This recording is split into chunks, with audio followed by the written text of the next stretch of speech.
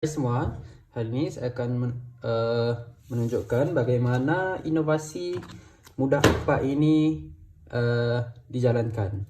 Okey, kita lihat di sini terdapat 5 kad yang berlainan fungsi.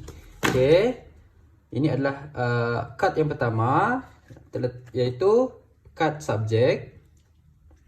Kita lihat juga di sini ada kata ganti nama diri pertama dan kedua, manakala yang di bawah ialah kata ganti nama diri yang ketiga.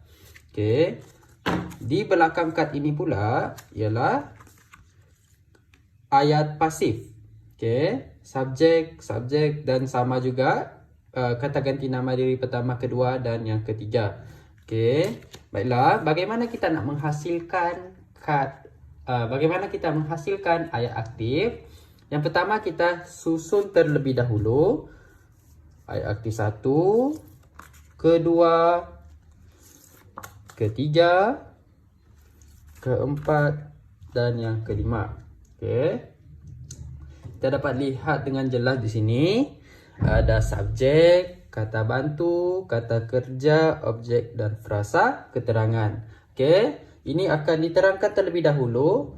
Apa itu subjek, apa itu kata bantu, apa itu kata kerja, objek dan frasa keterangan. Okey.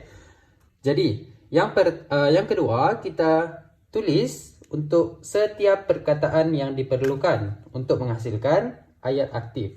Contohnya, subjek kita boleh letak saya. Okey, pada kad yang kedua kita tulis juga kata bantu seperti contoh perlu. Kad yang ketiga kita tulis kata kerja sebagai contoh membeli. Okey. Ayat aktif yang keempat iaitu objek.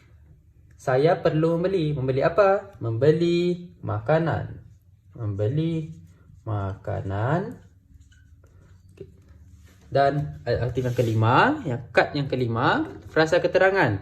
Saya perlu membeli makanan. Kita boleh guna frasa keterangan tempat. Sebagai contoh, saya perlu membeli makanan di mana? Di pasar malam. Okey, ini adalah contoh ayat. Okey, maka terhasilnya ayat aktif. Saya perlu membeli makanan di pasar malam. Okey, ragam ayat aktif telah pun terhasil. Seterusnya, bagaimana kita menghasilkan ragam ayat pasif pula? Okey, di belakang ni kan ada ayat ruang untuk ayat pasif. Kita lihat ayat aktif, ayat pasif. Okey, bagaimana kita nak menghasilkan ayat pasif? Kita tulis semula subjek yang terdapat pada ayat aktif. Contohnya saya, tulis semula saya.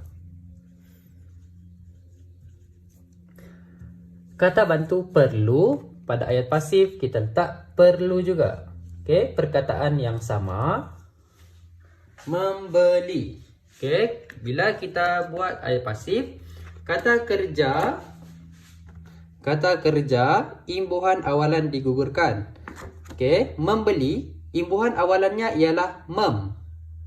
Jadi, bila kita tulis dekat ayat pasif, perkataannya menjadi beli.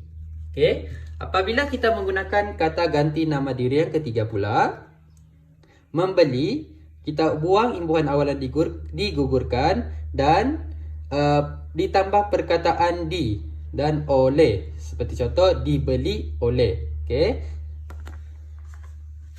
Seterusnya, ayat aktif 4. Kita tukar ke belakang. Kita pusing ke belakang. Ayat pasif. Objek ialah makanan. Kita tulis semula makanan.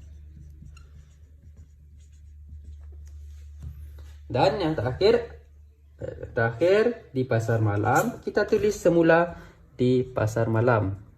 Tidak perlu ubah apa-apa. Untuk kita melihat bagaimana contoh ayat pasif dan ayat aktif. Jadi setelah kita selesaikan, setelah kita tulis semua kad, kita lihat di sini. Saya perlu beli makanan di pasar malam. Ayat ini masih ragam ayat aktif. Bagaimana kita mengubah kepada ayat pasif? Kita ubah kedudukan setiap kad. Sebagai contoh, ini adalah nombor 3, 2, 4, 1 dan 5. Okey, kita susun dari angka 1 sehingga 5. Ini adalah kad yang pertama, ayat pasif 1. Kita letak pada tempat yang pertama. Yang pertama, kedua, keempat. Ayat masih tidak tersusun. Jadi kita susun 3, 4 dan 5. Okey. Sudah kita susun, maka kita baca semula.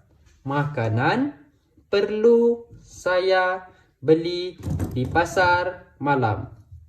Jadi kita dapat lihat di sini dengan jelas bahawa ayat pasif sudah pun terhasil.